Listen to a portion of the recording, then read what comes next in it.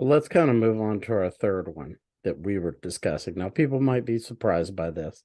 We have discussed a little bit on other episodes, but we didn't get deep into it, which is Gordon Ryan from an intrigue.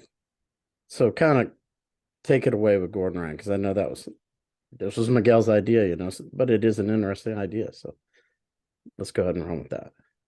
Well, the bottom line is if I was a matchmaker for PFL, and I've been in similar roles, but what you have to look at there is you have to look at, yeah, sure, I would love to do John Jones versus, I'd love to be the matchmaker to have signed that.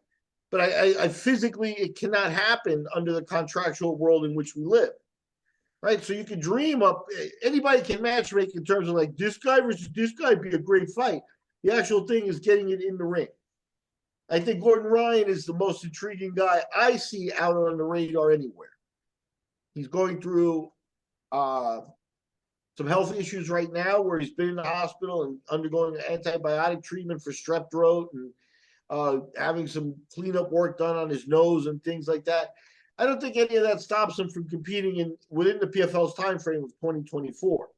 So, the big news about Ryan is that I read somewhere he's making great money for a grappler, better money than most grapplers have ever made, or you can almost say better money than any grappler's ever made.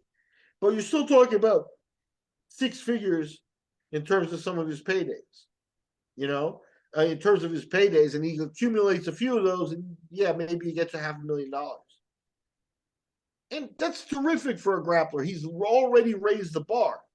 But so how do you interest him? Well, $2 million for a starter to face Ngannou, a year to prepare, he's going to have to listen because it is enough of a raise from what he does now that he could be like, yeah, I'll dedicate a year to make $2 million. It would take me 3 years to do it grappling. So, and I think that becomes the classic grappler versus striker match.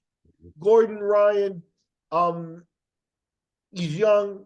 He has a chance of being that kind of media guy that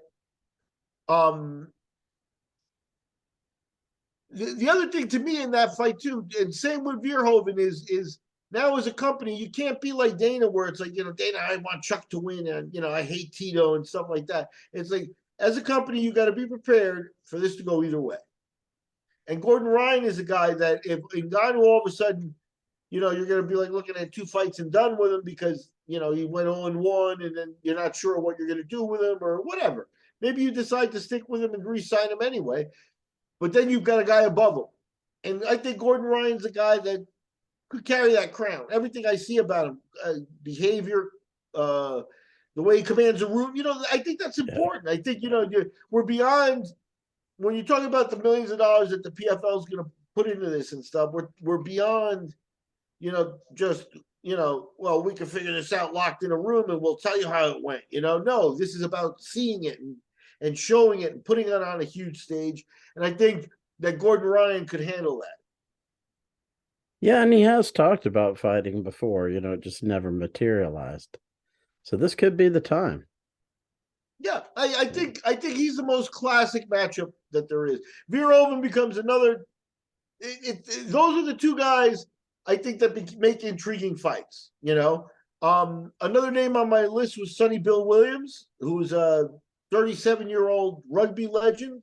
A little bit of a black eye in my list because up until November of last year, he was an undefeated boxer, also 10-0 as a heavyweight.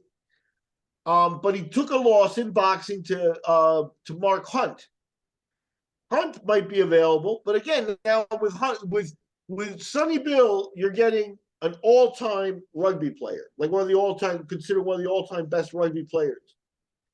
And I think rugby has a lot of street cred in terms of like tough, and I think, even if you wanted to do it, you could do that in boxing. It might be a way, that would be an intriguing way to break Ngannou into boxing with a big fight, but a guy who's really not that much more advanced than he can be in that sport. So I think Sonny Bill would have been, it could still be, if Sonny Bill hasn't lost some of his gloss and they're really looking at global expansion, I think a show in New Zealand or Australia, which are advanced first world economies at least, puts them on the market with that. And with Sonny Bill, believe it or not, there you've got a guy who's a bigger name than Ngannou. People will watch it for Sonny, not for Ngannou, and then whatever happens, happens. You know. But I think now you're into more of a show fight, like a Jake Paul style fight, as opposed to Verhoeven or Gordon Ryan, which I think would be legitimate tests. And I think the other guy that falls into that, we mentioned Mark Hunt. I want to mention Josh Barnett. We're doomed. We're doomed. Barnett, they're all about the same age. If you're going to put him in against a guy in his mid 40s, those guys may be available. They may want to do it. Barnett, I'm sure that he's crafty at this point at 45. It's just whether his body would be ready for a guy like Ngannou at this point. Does he feel, he's going to have to take some damage and how that would work out for him. But if he could be motivated by money, Barnett would be good. But I don't think Barnett's a huge blast for the pay-per-view sales either. I think he intrigues me as a fight.